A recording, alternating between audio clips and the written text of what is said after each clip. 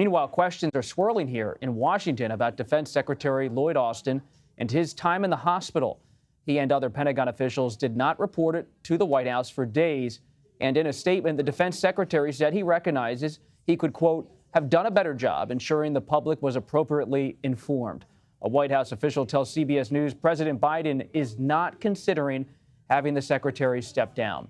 CBS News chief White House correspondent Nancy Cordes joins us now. Nancy, always a pleasure to have a conversation with you. White House officials were pressed about this by reporters all weekend and on Air Force One today. They are expressing some disappointment in the way the Pentagon handled this. What more are you learning?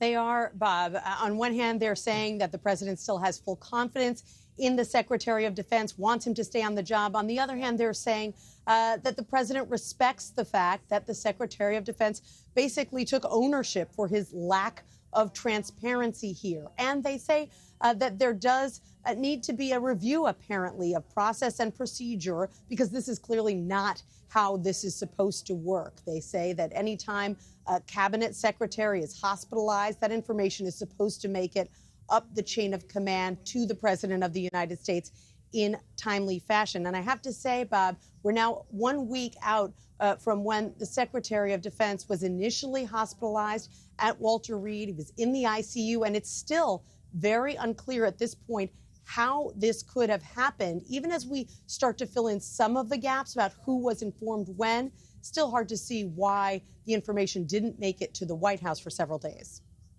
What is your latest reporting, Nancy, on what the secretary's condition is right now? And what do we know about how long he was out of the loop? Any new details emerging? Yes, Robert. Pentagon officials say that he's still in the hospital, but out of the ICU. They say he is still having some discomfort, but they describe his condition as good. And we have no word about when he's going to be released from the hospital. And, you know, we still know very little about what it was that sent him to the hospital with such acute pain in the first place.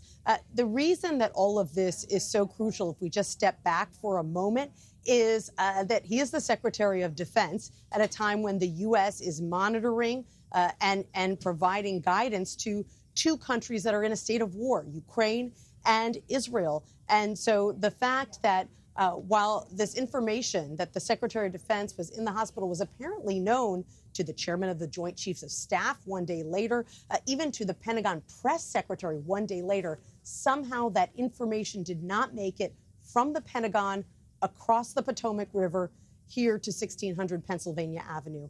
And that's why there are still so many questions. Nancy Cordes at the White House. Thank you.